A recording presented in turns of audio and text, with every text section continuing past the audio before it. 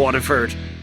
Live from the Vodafone Gigabit Broadband Studio in Waterford and Dungarvan, this is Waterford at 1 News. Good afternoon, I'm Gavin Whelan. Today's top stories. Psychiatric nurses are protesting at University Hospital Waterford this lunchtime. Waterford councillors say it will be extremely difficult to pass a budget this year. The funeral mass of veteran broadcaster Gay Byrne is getting underway in Dublin. And in sport, busy weekend for Waterford clubs in the various Munster Championships. A protest by psychiatric nurses is getting underway at University Hospital Waterford. They're holding a 2-hour demonstration against the lack of staffing and unprecedented overcrowding at the hospital's Department of Psychiatry. It comes following the publication of photos showing patients sleeping on the floor and on chairs in the unit. Psychiatric Nurses Association Industrial Relations Officer Michael Hayes says the rally will take place until 3 p.m. To highlight the ongoing concerns the staff have in relation to overcrowding in Waterford General Hospital in the acute ward, the mental health services. I suppose we've been trying to highlight this for about 2 years, and although there was some extensive media attention in relation to the issue last week, we believe that further steps now need to be taken to ensure that this doesn't happen again and that people are treated with the dignity and respect that they deserve. Meanwhile, a Fianna Fáil TD says it's unacceptable that there's no record kept of the number of patients sleeping on chairs and floors in mental health facilities around the country. Deputy James Brown was disappointed that the Minister of State was with responsibility for mental health, Jim Daly, wasn't in the Dáil to take the question. Well, I appreciate he may have other places to be. It's too often a regular occurrence that the relevant minister is not here to answer these questions. I raised a very serious issue of overcrowding and neglect in the Department of Psychiatry in Waterford Hospital. This serves the Department of Psychiatry for both Waterford and Wexford patients. We have heard recently of very harrowing accounts from patients and families of those who have attended the Department of Psychiatry down there. We've heard accounts of overcrowding, of over-medication and overstretched staff. That is totally unacceptable. He says patients are in a state of fear. 24 patients in a 14-bed ward, patients on chairs and floors. And I've raised this issue several times in the past. I've asked how many patients are being kept on chairs and floors across the country in the HSE, and I'm told that the HSE doesn't keep an account of that, which again is unacceptable. This should be places of comfort, care and recovery. Instead, the patients are in a state of fear, neglect and overstretched staff. The CEO of Waterford Council says borrowing to address a €3 million deficit is not an option. The local authority will need to fill a €3.3 million hole in their annual budget after a revaluation of Irish water rates. Councillors say it will make it extremely difficult to pass any budget and plan to send a delegation to meet with Minister Owen Murphy. Fine Gael's Shawnee Power suggested asking the bank for a loan. None of us certainly don't want to rise rates, certainly don't want our roads cut and any festivals or anything other. I know in my business when I'm short my money, which I probably am, anyone who's involved in farming in the last couple of years now, I go to my bank and borrow. This has all happened so close to the budget. Could we borrow to get us over this? Like more than likely we're going to get some of the money from central government. I know you're there with a shortfall again next year, but look, it'll give us a bit of time to play around with. At the minute, we haven't the time. Michael Walsh says it's not a runner. We can't borrow because we're obliged to do a balanced budget, and we can only borrow for capital purposes and only with the approval of the department. So it's not an option. Gay Byrne's funeral has heard he was an extraordinary man who had a remarkable presence in Irish life. Hundreds are attending the service for the legendary broadcaster this afternoon in Dublin's Pro Cathedral. Shane Beattie has this report. Gay Byrne lived in Howth in Dublin for many years, so it was only appropriate his funeral cortege passed through the village this morning to allow local people say one final goodbye. The President and Taoiseach are among those attending what's a simple, respectful service at the Pro Cathedral following Gay Byrne's death on Monday after a long illness. Household names from the worlds of broadcasting, politics and entertainment have travelled to pay their respects to his wife Kathleen, his 2 daughters, his sons-in-law and his 5 grandchildren. Gay's daughter Susie paid this tribute to her father. Thank you, Dad. Our great poet Brendan Kennelly previously wrote of Dad. You gave us words, ideas, music, song. Often you made us laugh out loud and long. Beneath it all you searched for what was true. Thank you for that. But thank you most of all for being you. After the Mass, the cortege will pass through Cathal Street and O'Connell Street before burial in St Vincent's Cemetery, Sutton. Gay Byrne was a surprise guest on Daisha AM back in 2004 on the late Billy McCarthy's 50th birthday. My name is Gay Byrne. You may have heard of me. I was once terribly, terribly famous in the radio and television business. But now, alas, I am old and grey and weather-beaten. And how are you today, anyway? I'm absolutely gobsmacked. Are you for real, Mr. Byrne? I am.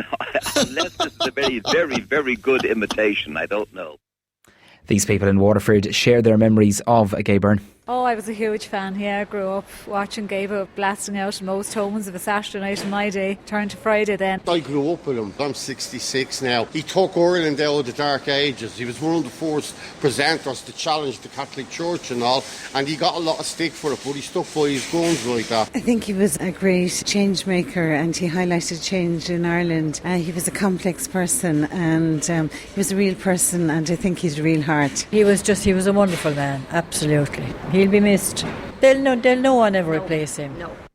The Central Criminal Court has heard the earliest possible release date for Boy A and Boy B following the Anna Kriegel murder trial. On Tuesday, Boy A received a life sentence for murdering the 14-year-old schoolgirl, while Boy B was sentenced to 15 years detention. Casey O'Riordan reports. The earliest possible release date for Boy A is the 18th of June 2031, while for Boy B it's the 18th of June 2027. The judge has today ordered that a series of progress reports on both boys be carried out every 2 years during their periods of detention. He said that the court needs to be fully informed of efforts made by the boys towards rehabilitation when their respective review dates arrive. The reports will include updates on their educational, psychological and psychiatric progress. Mr Justice Paul McDermott says it's not for micromanaging their sentences, it's for the courts to have a clear view of what happened during the course of their detention. Both boys will be transferred to an adult prison when they turn 18 in 2022. The live register in Waterford remains at its lowest level since 2007. There were 6,504 people signing on in the city and county at the end of October. That's a drop of 97 since the end of September and almost 10% lower than October of last year. And Lidl is offering customers recycling stations to reduce packaging waste bought in store. Ciara Freeman, manager of the Tramore store in County Waterford, says it's one of the measures the company is taking to help their customers recycle. We've set up recycling stations at the end of our checkouts here. People can choose when they finish their shopping. They can dispose of excess packaging that they might have picked up in the store, leave it in the appropriate box, and we'll recycle for them on their behalf, which in turn reduces the cost of disposal at their homes. She says another initiative that they have introduced is a reusable bag for veg and fruit. We've committed to reduce our plastic by 20% for 2022, and we've introduced reusable fruit and veg bags. So we have at the moment 2 fruit and veg bags that are 79 cents, and you can pick up your loose vegetables or your loose fruit and use them in the store, bring them home and reuse them again. We're the first retailer to introduce this. I think there's a need for it. It's certainly more sustainable, and look to the future to reduce and reuse. WLR Sport. Gaelic Games' first huge weekend in the various Munster Club Championships. Ballygunner and Patrickswell will cross hurls for the first time in Sunday's Munster semi-final at Welsh Park. Peter Hogan and Porrick Mahoney are injury concerns for Dar O'Sullivan's men following last week's emphatic 12 points win away to 6 Mile Bridge. Gunners legend Fergal Hartley says that the reigning provincial champions want more silverware this season. There's great leadership and great character in the team, and they're hungry, and no matter how much they win, normally, success puts a blunt on hunger, blunts that sword, but for this group that's not the case, and they're hungry for more and they want more, and every time they reach one milestone they want to move on to the next. And that's not something that you can train for as kids or coaches, or that's something that's inherent in this group, and as I say, leadership and character, I suppose, is what it's about, and that's what keeps this team ticking and keeps this thing in the right tune, at the right level, at the right pitch every day they go out. You can hear more from Fergal on this evening's Lorna Porca on WLR. Tobias will also be chatting to Anya Ling, the Goal-Tier Camogie captain, ahead of tomorrow's Munster final, of course, where they take on Toomey Vara, and of course build up to Rathcormac's clash with Milltown Malbay on Sunday afternoon. Throw-in is at 1:45 in Welsh Park. WLR will bring you the game live. Thanks to George Corbett Skoda with commentary team Tomas and Owen Murphy. Rathgormack captain Michael Curry says they're relishing the opportunity of stepping out in provincial action on Sunday. The Waterford champions, who captured their first county title in 20 years last month, make the journey to West Clare to face St Joseph's Milltown Malbay in the Munster quarter-final. He says that they enjoyed the celebrations after the county final win against Balnacourty. Well, we back when they last won it, they got a tractor and trailer up through the village, so we did the same again and went up for a few pictures then for the younger kind of kids, and we back down to Maudie's then for the rest of the night. Throw-in is at 1:30 and we'll have updates here on WLR across the afternoon. Ballysaggart also back in action on Sunday afternoon when they face Sean Tracy's from Tipperary in the provincial semi-final. Throw-in is at 1:30 in Frahar Field for that one. We'll also have updates here on WLR. St Saviour's will be on the road early tomorrow morning as they make their first Munster Club Championship appearance since 1998. The Waterford champions travel to take on Kerry Kingpin's Temple No in the intermediate provincial quarter-final. The city side edged out Medeligo by 8 points to 7 to capture the county title last month, and captain Sean Corcoran says that was a hard fought victory. Got over the line, yeah. We knew we'd be up against any of the Western teams. They'd be fit, you know. No matter who you're playing up there, they're always fit, they're full of football. And again, I mean, we didn't play anywhere near what we could have been playing like, and we still got out with a win that day, so it kind of felt a little bit better. The action in the Kingdom is underway at 1:30 tomorrow afternoon. Best luck to all 4 Waterford clubs, and indeed Gold here in the Munster Intermediate Camogie final. They take on Toomey Vara and Capamore at 12:30 tomorrow. Soccer and news just breaking in the past while there. Stoke City have appointed Michael O'Neill as their new manager. The Northern Ireland boss has signed a 3.5-year contract at the struggling Championship club. He'll remain in charge of his national side for their upcoming Euro 2020 qualifiers against Holland and Germany, as well as any playoff tie that they could be involved in next March. Staying with news of soccer, there's a meeting of the Premier League's bottom 2 tonight. Watford, who failed to win any of their first 11 top-flight matches this season, go to Norwich City. Carrow Road is the venue there. Kick-off is at 8 p.m.